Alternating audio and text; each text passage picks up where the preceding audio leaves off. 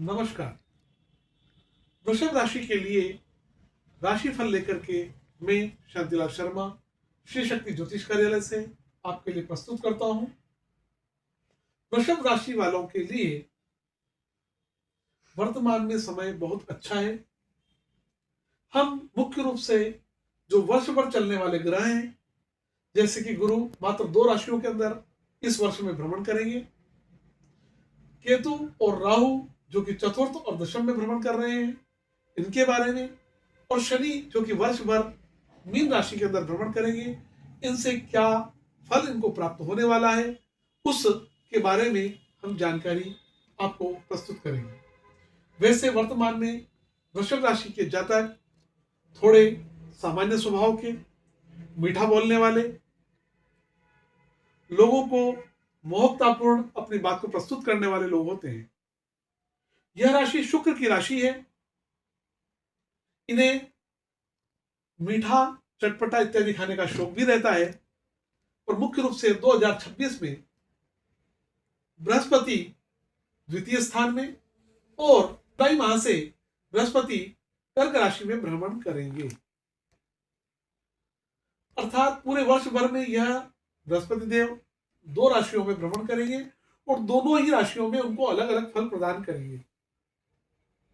बृहस्पति दिनांक 5 दिसंबर 2025 से मिथुन राशि में आ जाएंगे, कुछ समय वक्री रहेंगे, फिर मार्गीय होकर के 2 जून 2026 तक मिथुन राशि में जब तक रहेंगे तब तक यह मांगलिक कार्य करवाना, यश, मान, प्रतिष्ठा इत्यादि प्रदान करना, और इनकी दृष्टि क्योंकि कर्म स्थान पर नौ पड़ रही है तो व्यापार, व्यवसाय इत्यादि में लाभ प्रदान करना रहेगा। बृहस्पति शुभ ग्रह है और बड़े अच्छे प्रकार से शुभ कार्य को संपन्न करवाने का अगर पद किसी को प्राप्त है तो गुरु को है, और वह गुरु आपको भी इसी प्रकार वह कर्म स्थान को बड़ा अच्छा बनाने के साथ साथ कुछ शुभ कार्य भी आपके लिए कर सकते हैं। क्योंकि यह स्थान कुटुंब का स्थान है, प्रारंभिक शिक्षा का स्थान है। जो अभी बचपन में जीवन प्राप्त कर रहे हैं उन बच्चों के लिए भी वृषभ राशि के अंदर अभी प्रारंभिक शिक्षा में वृद्धि होगी, एक अच्छी ग्रोथ देखने को मिलेगी। इस वर्ष का रिजल्ट वृषभ राशि वालों के लिए अच्छा आएगा। वो बच्चे जो पढ़ाई कर रहे हैं वो पास होने की संभावना उनकी ज्यादा रहेगी।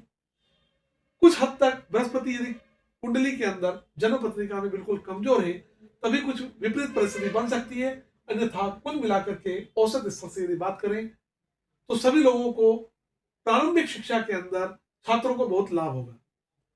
बड़े लोगों के लिए भी स्थायी संपत्ति का क्रय होना, कुछ ज्वेलरी बन जाना इत्यादि का भी लाभ उनको प्राप्त होगा।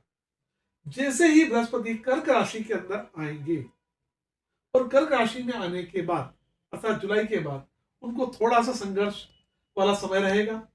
कुछ मेहनत और पराक्रम ज्यादा करना पड़ेगी, क्योंकि तृतीय स्थान में आने के बाद वह थोड़ा सा परिश्रम बढ़ा देंगे। नुकसान कुछ भी नहीं करेंगे, थोड़ा परिश्रम बढ़ेगा। यहां से दृष्टि भाग्य स्थान पर होने के कारण भाग्य में वृद्धि करेंगे, क्योंकि जब आप परिश्रम करेंगे तो निश्चित रूप से आप लोगों की नजर में आएंगे और मेहनत किया हुआ व्यक्ति निश्चित रूप से आगे बढ़ता है और भाग्य उसी का चेतता है जो कर्म क्षेत्र को प्रबल कर लेते हैं, अपने कार्य को बढ़ा लेते हैं।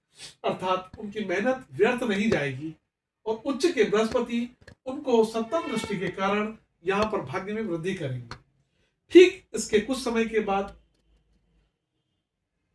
बृहस्पति सिंह राशि में भी जाएंगे, किंतु तब तक वर्ष लगभग पूरा हो जाएगा, इसलिए केवल हम अभी कर्क राशि में ही इसकी बात कर रहे हैं।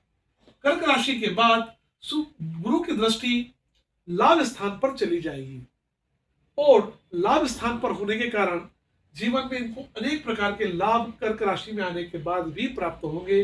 तो कुल मिलाकर के बृहस्पति पूरे वर्ष भर इनको अच्छा लाभ प्रदान कर रहे हैं। पर यदि थोड़ा सा भी इनको ऐसा लगता है कि मेरी कुंडली के अंदर गुरु नीच के हैं या मेरी जन्म कुंडली के अंदर गुरु की स्थिति अनुकूल नहीं है, या किसी ज्योतिषी के द्वारा या विद्वान पंडित के द्वारा आपको यह जानकारी प्राप्त हुई है, तो आप गुरु के कुछ उपाय कर सकते हैं ताकि यह ऐसे शुभ समय में आपके लाभ को दो गुना कर दे, या यह कहावत कहें कि दिन दुगनी और रात चौगुनी आपकी उन्नति में यह आपके लिए सार्थक बन जाए। तो यह रहा गुरु का फल। और इसके बाद ही हम जानते हैं शनि के कुछ जानकारी।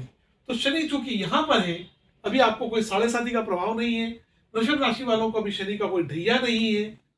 ऐसी परिस्थिति में आपके लिए शनि अभी योग कारक बना हुआ है, धन लाभ देगा, स्वास्थ्य का लाभ प्रदान करेगा। इसकी दृष्टि के हिसाब से संतान को थोड़ी परेशानी अवश्य हो सकती है, आपकी शिक्षा में थोड़ा व्यवधान अवश्य आ सकता है, पर उसके लिए ज्यादा चिंता करने की आवश्यकता नहीं है, क्योंकि शनि की पसंदीदा राशि वृषभ कहलाती है। यह वृषभ राशि को बड़ा पसंद करता है। जैसे यह कुंभ और मकर राशि इसकी अपनी है, इसी प्रकार यह वृषभ राशि को भी नुकसान नहीं देगा, आपके लिए यह लाभकारक ही रहेगा। इसलिए बहुत अधिक चिंताजनक बात नहीं है। फिर इसकी दृष्टि कन्या राशि पे है, तो कन्या राशि को भी यह बहुत पसंद करता है। कन्या राशि इसकी अपनी राशि ही मानता है, इसलिए आपको इसका लाभ भी प्राप्त होगा। दसम दृष्टि की यदि बात करें तो यह अपने स्वयं के स्थान को से ठीक पीछे अष्टम स्थान के ऊपर इसकी दृष्टि जा रही है, और वहां पर आने के बाद आपको कुछ सावधानियां बरतना चाहिए, अर्थात वाहन चलाने में सावधानी रखें। वृषभ राशि वाले लोगों को लोहे के किसी भी प्रकार के कार्य को करने में थोड़ी सावधानी रखना चाहिए और इससे लाभ प्राप्त करना चाहिए।